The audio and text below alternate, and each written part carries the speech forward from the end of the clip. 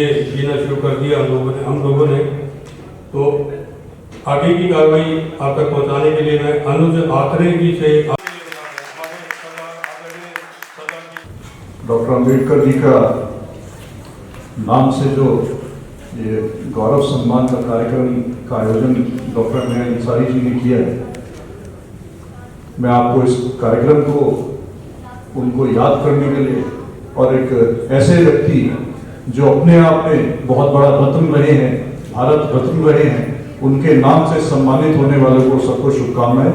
और doctor M A Ansari ji को मेरी बहुत बहुत आभार और बहुत बहुत बधाई कि इतना अच्छा कार्यक्रम उन्होंने उनकी याद में किया। निश्चित तौर पे वर्तमान के दौर में डॉक्टर अम्बेडकर जी अपने आप में एक जीवंत ऐसा व्यक्तित्व हैं कि जिनसे हमको बहुत कुछ सीखने की आवश्यकता है। एक अपने आप में एक ऐसा एनसाइक्लोपीडिया है कि जितना हम उनको स्टडी करेंगे, जितना उनको उनकी क्वालिटीज को हम अपने अंदर लेके आएंगे, मुझे लगता है कि आज वर्तमान के देश में, वर्तमान के दौर में हम लोग उतना ही ऊंचाई पर जा सकते हैं। और जो लगातार देश में हम देख रहे हैं कि कहीं ना कहीं उथल पुथल हो जाती है, कहीं ना कहीं लोगों को आपस में जो अंग्रेजों की नीतियां थी कि फूट डालो और राज करो, और आज भी हम देखते हैं कि इस तरह के प्रयास लगातार हमारे देश में करने की कोशिश की जाती है। और उसमें कहीं ना कहीं इस तरह की जो ये फिरका परस्ती ताकतें हैं, जो असामाजिक ताकतें हैं, वो कामयाब भी हो जाती हैं। क्योंकि धर्म और मजहब एक ऐसी विषय है जो एक ऐसा नफ्स है कि जिसको दबाते ही हर व्यक्ति कहीं ना कहीं आहत हो जाता है। सबका ये एक ऐसा निजी मामला है और ऐसा एक सब लोगों की उसमें भावनाएं जब उसमें आहत हो जाती हैं तो पूरा व्यक्ति, पूरा समाज उसमें कहीं ना कहीं हिल जाता है। हम लोगों को अम्बेडकर जी से सीखना चाहिए कि किस तरह से उन्होंने धर्म से ऊपर उठ करके एक ऐसे समाज का निर्माण करने की कल्पना की कि जहां पर सब लोग समान, एक ऐसे वर्ग को ऊपर लाने का उन्होंने प्रयास किया कि जिनको उस समय इस देश में कोई पूछता नहीं था, सबसे हीन दृष्टि से देखा जाता था, उनके विषय में उन्होंने सबने सोचा। और आज हम लोगों के लिए वही वर्ग, वही लोग सबसे बड़ी मजबूत एक ताकत बन के उभर के निकल रहे हैं। डॉक्टर अम्बेडकर जी न केवल सरल स्वभाव के और एक व्यक्तित्व के धनी के साथ साथ बहुत ज्यादा उस दौर में जब देश में हमारे कुछ नहीं होता था, शिक्षा के नाम पर कुछ नहीं था, हमारे यहाँ पिछड़ा हुआ देश, एक गुलाम देश जब निकल के आया था, उस दौर में एकमात्र और पहले भारतीय ऐसे थे जिन्होंने विदेश में जाकर के अर्थशास्त्र की डिग्री हासिल की। 21 भाषाओं को उनका ज्ञान होना, मुझे लगता है कि ये कहना बहुत आसान है। 21 भाषाओं का ज्ञान होना और उनको किसी भी भाषा में उनसे बात कर लीजिए, किसी भाषा में उनको लिखित उसकी जानकारी होना, उनको पढ़ना आना, उनको लिखना आना, ये कहीं ना कहीं एक अलौकिक शक्ति ही किसी में आ सकती है।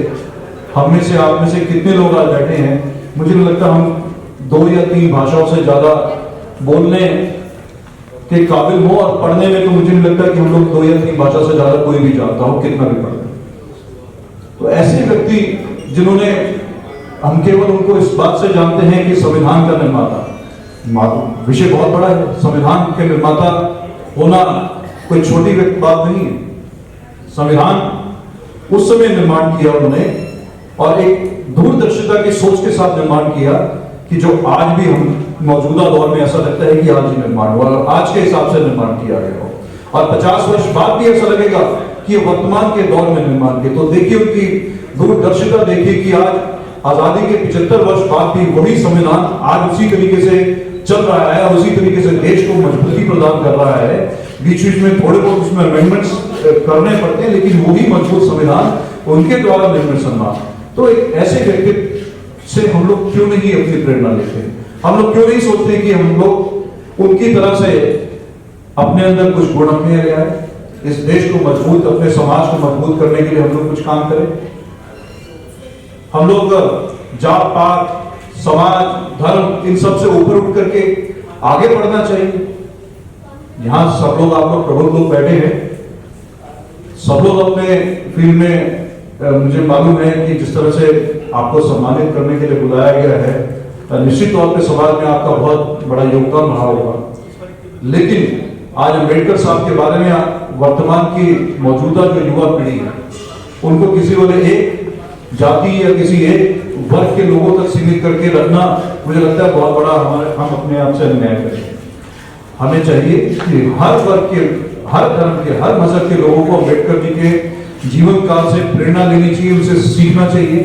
देश हमारा ग्रोइंग देश है, हमारे देश में जिस तरह से आवश्यकताएं हैं, अगर हम लोग उनको पढ़ के उनसे प्रेरणा लेकर के आगे बढ़े तो बहुत मजबूती से हमारा समाज, हमारा परिवार और हमारा लोग आगे बढ़ सकते हैं। बहुत कम लोगों को इस बात की जानकारी होगी कि संविधान के साथ साथ इस देश की अर्थव्यवस्था को मजबूत करने, उस देश की अर्थव्यवस्था की बुनियाद की ईंट रखने में भी उनका बहुत बड़ा हाथ है। रिजर्व बैंक की जो स्थापना की गई थी, उसकी स्थापना में भी डॉक्टर B.R. अम्बेडकर जी का बहुत महत्वपूर्ण योगदान था।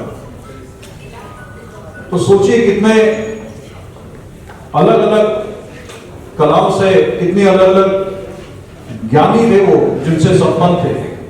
तो मैं सबसे ये आग्रह करूंगा कि आने वाली जनरेशंस को हमें उनको पढ़ाना चाहिए, उनको दिखाना चाहिए, ताकि उनसे प्रेरणा लें और हमारी यूथ अगर उनमें से कुछ भी अंश अपने अंदर ग्रहण कर सके तो हमारा देश बहुत मजबूती से आगे बढ़ेगा।